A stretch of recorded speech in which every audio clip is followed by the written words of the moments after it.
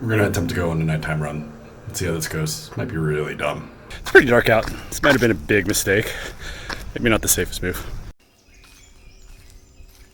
Made it to Tilapia, but I don't think I can go all the way up to Capri Point. The road is sort of sketch. I'll show you in like 2 seconds. Yeah, that's the road up to Capri Point. Not really feeling it. I think overall pretty successful. Just a little scary, like with it being pitch black and stuff. Probably wouldn't do that again. What's up, guys? Sorry that I did not post yesterday, the day before. It was pretty busy at the hospital, and I spent the evenings hanging out with some of the Tanzanian residents, including one of Christina Ree's old friends, Sarah, from here, and Kevin, who's one of the residents that I'm working with in the ICU. I'm having trouble getting the butterfly videos up, so I'm going to spend this vlog going through one of the coolest things I've seen, which is this ventilator, which is from the 1980s. So this is the Servo 900C ventilator, first offered by the Siemens company in the 1980s, and I think it's one of the most magnificent things I've ever seen. And there's currently 3 of them being used in this ICU. And if you can't tell, this one's in German. The fact that they're in perfect working condition is, I think, testament to not only the awesome manufacturing, but also the care that the ICU takes in maintaining them.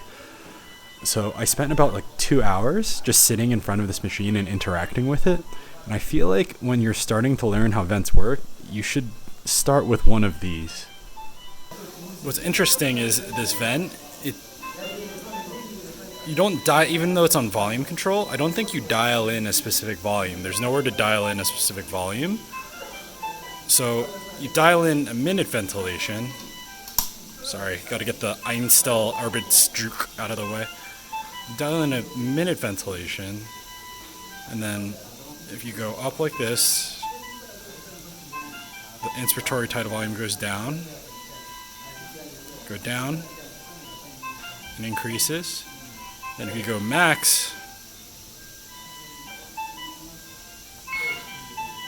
getting tidal volumes of 800. Then on Saturday, the director of the ICU here, his name's Dr. Kanomu, allowed me to help with the simulation program that they were running for their nurse anesthetists. I thought this was an awesome opportunity, and it was pretty amazing to see like the level of academics and learning and development here at Bugando. We ran through cases of electrical failure and oxygen supply failure because apparently those systems can very often unexpectedly fail at a lot of rural hospitals here in East Africa. So as for the recall of all the NYP personnel back to New York, I have been on the phone with Swiss Air, and I think they're going to have me back on a flight either Thursday or Friday, but there's a good chance I'm going to have to spend 1 or 2 nights in Zurich, Switzerland, which would definitely not be the worst thing in the world. For tomorrow's vlog, I'm going to try to interview one of the medical registrars here at Bugando, Kevin. I showed his picture earlier. From my understanding, that's the equivalent of about a second-year resident here because they've completed an intern year and now are sort of what they call a general practitioner. So probably around the same knowledge level as Jerry or John. So if you have any questions that you'd like me to ask him or anything you would like to know about the medical system in here in Tanzania, leave a comment below and I'll try to ask him tomorrow. Thanks for watching, and always respect the RV. Peace.